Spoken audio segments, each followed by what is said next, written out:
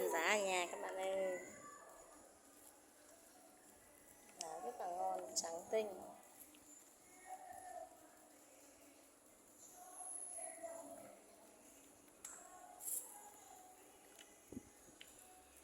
Đây là thành quả của mình sau 2 ngày rưỡi các bạn. Huy ơi, Huy được 10 tháng rồi các bạn ơi. Mẹ làm giá để cho em Huy ăn bột.